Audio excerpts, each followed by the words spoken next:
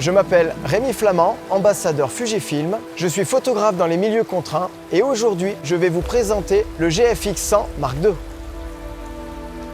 Pour tester ce nouveau matériel, je suis allé faire des photos dans les plus beaux canyons de France, destination le massif du Vercors et celui de la Chartreuse.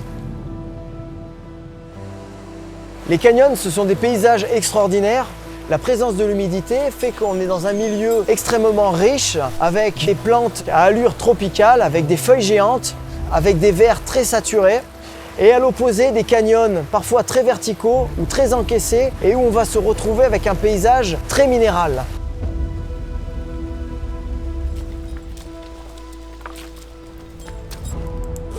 Réaliser de la photographie en canyon, c'est un exercice vraiment difficile. On va se retrouver avec de nombreuses difficultés à franchir, avec de la verticalité et la présence de l'eau. La verticalité, on va utiliser des techniques de progression sur corde pour s'affranchir des cascades. Et pour l'eau, on va avoir un équipement spécifique pour nous protéger, nous, de l'humidité et du froid, et pour aussi protéger le matériel de prise de vue.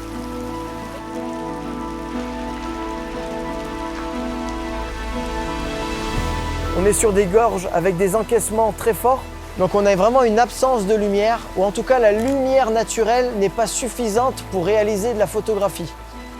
Pour cela, j'amène de la lumière artificielle, des projecteurs LED étanches et des flashs. Alors cette lumière, elle a besoin d'être protégée. Les flashs électroniques sont très sensibles à l'humidité. Pour cela, j'ai fabriqué des caissons étanches où j'ai pu mettre ces flashs électroniques. Le déclenchement se fait via une cellule. Les flashs ont un récepteur intégré, ce qui m'a permis de travailler à distance avec des équipiers qui maintenaient les flashs afin de pouvoir diriger l'éclairage là où j'en avais besoin.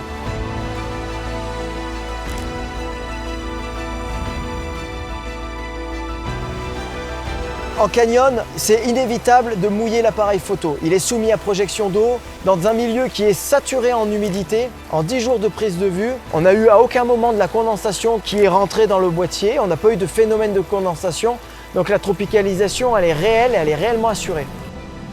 Dans certains cas, on est obligé de nager avec le boîtier. On ne peut pas se permettre d'avoir le matériel sur le dos dans des valises. Il faut partir à la nage. Donc dans ce cas, on utilise des protections souples qui le rendent d'une certaine façon étanche aux immersions.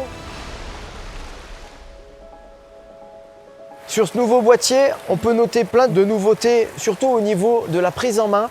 On va avoir une poignée qui est beaucoup plus formée par rapport aux anciens GFX. On va avoir un nouveau revêtement qui apporte un vrai grip, et ça c'est très intéressant, surtout en milieu mouillé où les mains ont tendance à glisser. Donc là on a une vraie sécurité au niveau de la poignée.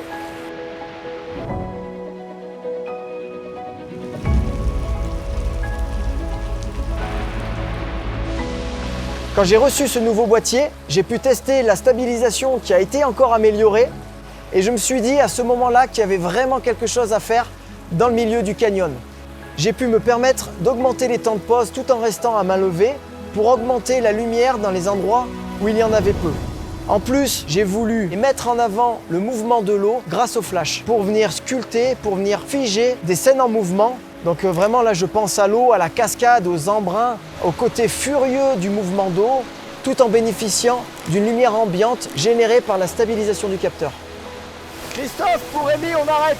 Photo parfaite, terminée.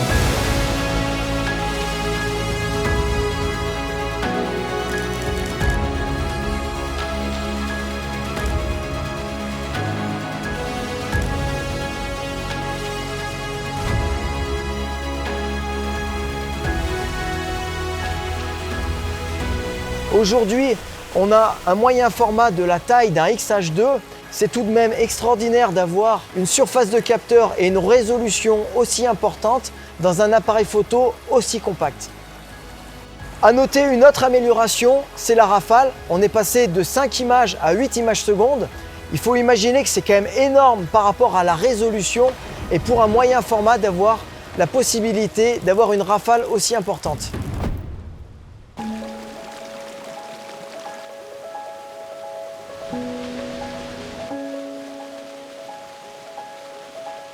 Cette semaine de test en milieu extrême m'a permis de mettre à l'épreuve ce nouveau Fujifilm GFX 100 Mark II et grâce à cela, aujourd'hui, j'ai pleinement confiance en lui.